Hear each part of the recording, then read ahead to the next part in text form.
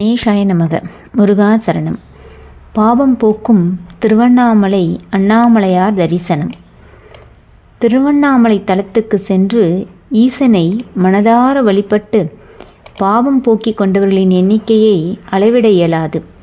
விஷ்ணு, பிரம்மா, சூரியன், சந்திரன் ஆகியோரும் திருவண்ணாமலை வந்த பிறகே தங்களது பாவத்தை போக்கிக் கொள்ள முடிந்தது. பிரம்மனிடம் ஒரு தடவை இந்திரன் ஒரு வேண்டுகோள் வைத்தான். உலகில் உள்ள எல்லா அழகான பெண்களையும் ஒன்று சேர்த்து மிகவும் பேரழகு வாய்ந்த பெண்ணை படைத்துத் தர வேண்டும் என்று கேட்டுக்கொண்டான். அதன்படி பேரழகு வாய்ந்த பெண்ணை பிரம்மன் படைத்தான். அந்த பெண்ணுக்கு திலோத்தமை என்று பெயரிட்டனர். அவளது அழகை பார்த்து படைத்த பிரம்மனுக்கே ஆசை வந்துவிட்டது. காமத்தில் மூழ்கிய பிரம்மன் தனது அறிவை இழந்தார். திலோத்தமையை விரட்டினார். பிரம்மனிடமிருந்து தன்னை காப்பாற்றிக் கொள்ள ஓடினாள். ஆனால் பிரம்மன் விடாமல் துரத்தினார்.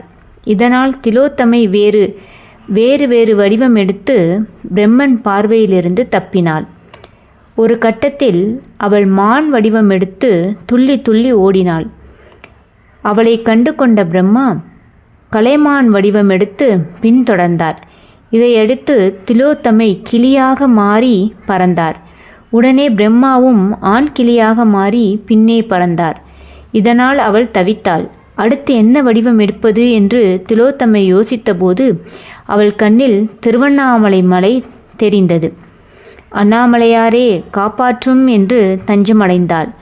அடுத்த நிமிடம் மலை வெடித்தது. உள்ளே இருந்து ஈசன் வெளியில் வந்தார். வில்லேந்திய கோலத்தில் வேடன் போன்று நின்ற அண்ணாமலையாரை சுற்றி வந்து திலோத்தமை சரணடைந்தாள். அவளை விரட்டி வந்த பிரம்மன் திடீரென தன் எதிரே ஈசன் நிற்பதைக் கண்டு அதிர்ச்சி அடைந்தார். தான் எவ்வளவு பெரிய தவறு செய்துவிட்டோம் என்று உணர்ந்தார். திலோத்தமை மீது கொண்ட மையல் அவரிடமிருந்து நீங்கியது. அண்ணாமலையாரை வணங்கினார். அப்போது சிவபெருமான் அவரிடம், நீ படைத்த பெண் மீது நீயே மையல் கொண்டது மன்னிக்க முடியாத குற்றமாகும்.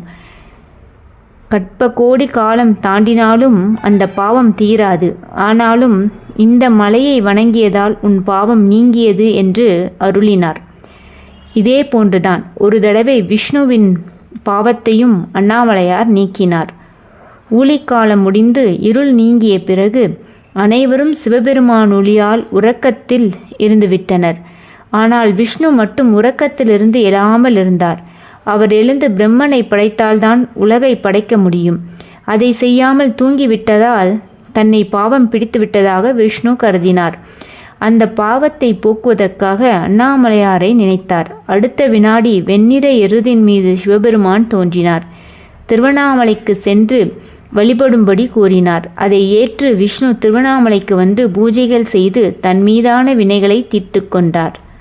நன்றி.